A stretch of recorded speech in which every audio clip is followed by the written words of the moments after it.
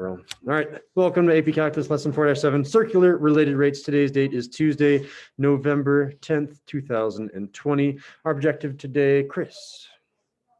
Solve related rate problems dealing with the area and circumference. Exactly, yeah. And then we have 3 of these related rate problem or lessons. This is one of the 3. All right, so all we're going to start with is your basic formulas. Area of a circle is what, Teflon? Pi r squared, write it down. Andrea, what's the circumference of a circle? Say it louder, Teflon. 2 pi r, nice. And then we'll still give it to Andrea. In terms of diameter, what is the radius? Radius is diameter divided by 2, perfect. I should also write these off to the side in case you don't know what the capital letter A means. A stands for area. C stands for circumference. Circumference, can't spell. And R is for radius. Radius. Okay, so if area is equal to pi r squared, you'll write it down a lot today. Then you need to find a prime. Take the derivative with respect to t or some variable that's not a, maybe x, I don't know. Usually it's t though. Over time, things change, like the area of, I don't know, an oil spill. That's going to be the next example. So with respect to time, take the derivative. Ready, set, go, Fiona. Derivative of pi r squared. 2 pi r. Is it r prime right here? Okay, so really close. Remember, if I have y squared and I take the derivative, that dx of y squared, Fiona, is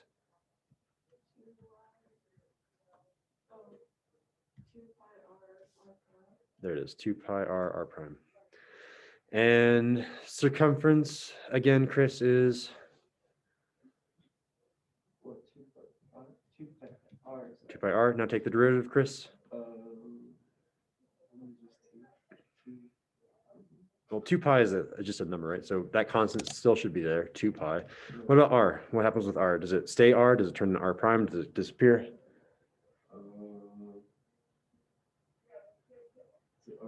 It's r prime. Yep. I would like to circle some things, or maybe underline some things. Look, I have a 2 pi r prime. Look, I have a 2 pi r prime. There's a second equation for a prime that will save you some time. The shortcut for a prime, anyone want to take a guess? What is it? In terms of c prime. A prime is something c prime. There it is, c prime times r. C prime times r. Done. That'll save you a lot of headaches in the future. So that will be added to the speed sheet. You need to know that a prime is c prime times r, and this is kind of an optional step. Can you take the derivative?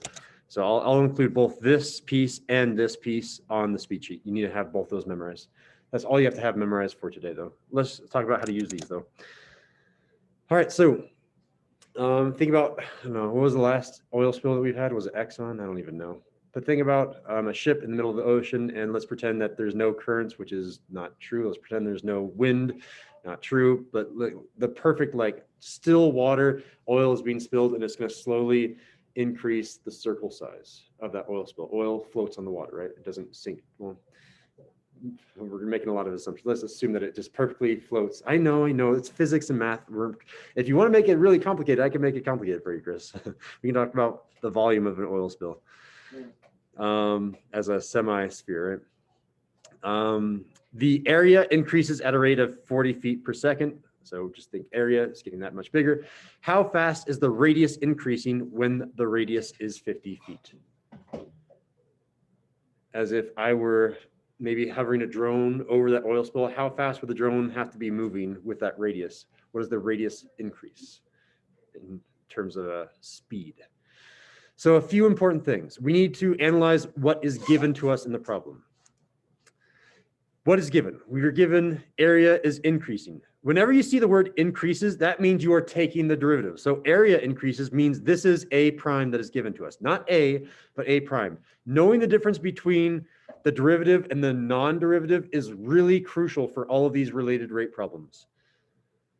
And also tells you it's a rate. It tells you right there. Rate and increases, both of these words, increases and rate, means you're taking the derivative. So these two words mean derivative.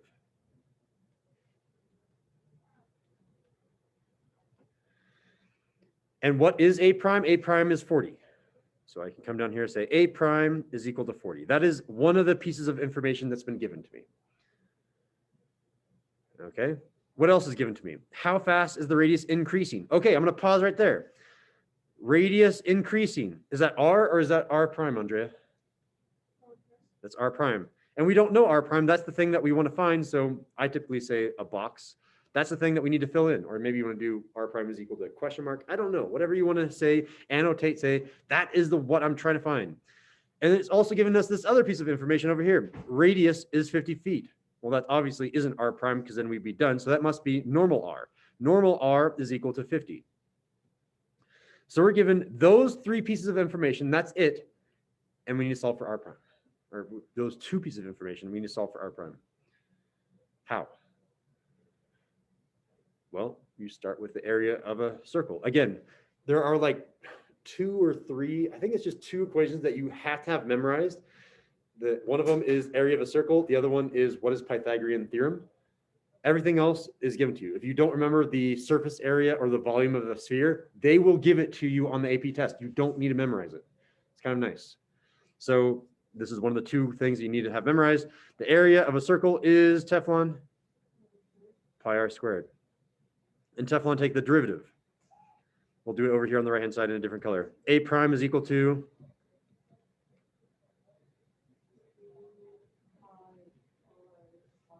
there it is, 2 pi r prime. Let's plug in everything that we know. Do we have any area to plug in? No. Ooh, I have an a prime. I can plug in an a prime over here. So just kind of guessing over here. I can plug in an a prime. Let's plug in our 40. 40 can be plugged in right there. I have 2 pi. Those are constants. I have an r. R is 50. I can plug in the 50 over here. So 50 lives right there.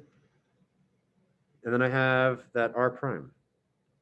And look, I didn't even need this equation. I just needed this equation. Sometimes you'll need like 3 different equations to solve. This is one of the easy cases where I only need 1 equation to solve. Okay, so I need to solve for r prime. Fiona, you're up.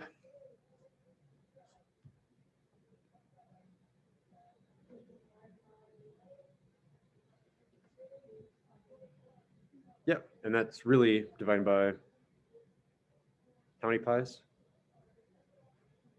100, yeah. Let's divide both sides by 100 pies by 100 pi.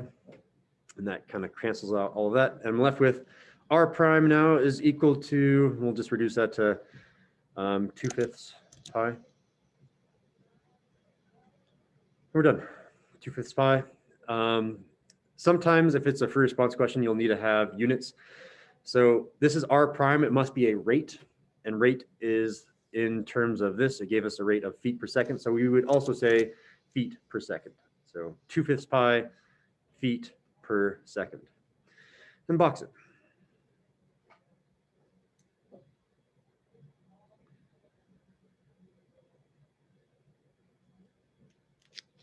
All right. There's no backside. I do want to talk about units though. Units will tell you what type of information is given to you. Are they giving you A? Are they giving you A prime or A double prime? So I'm going to go ahead and purely use metric because it's better. Sorry, imperial units, you're just terrible. Let's use meters. So if I have a unit of area, what is that? Is that meters, meters squared, meters cubed, meters squared per second, meters cubed per second? What sort of units do I have if it's meters for area? Anyone? Say it louder. Who said it? Yeah, squared. It was Fiona that said it? Yeah, meters squared. That is a unit of area. What about A prime? What is a unit of A prime if I'm sticking with a meter squared? It's meter squared, but now with a time because it's a rate. It's meter squared with something else. Let's go ahead and assume time is seconds instead of minutes. Meter squared per second. What about A double prime?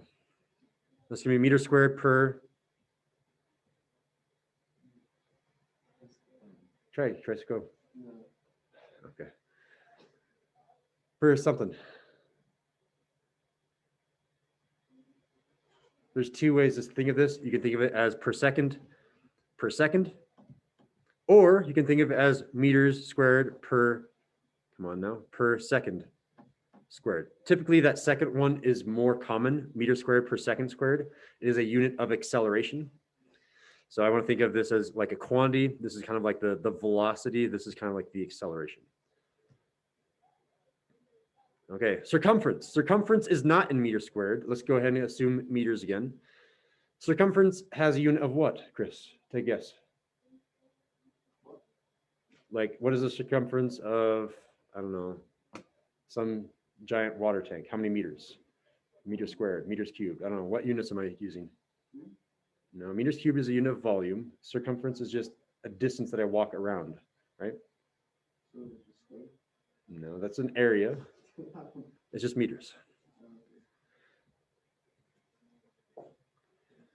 All right, sticking with the analogy, I'm still on you, Chris. What is C prime going to be then? Take a look at what happened with A prime. Meters per second. Teflon, what about circumference double prime? Meters per second squared, there it is. What about radius? Is that meters, meters cubed, meters squared? What is radius? Andrea, you want to take a shot? Still meters again. Which means all these are going to be the same. It's going to be meters per second and meters per second squared.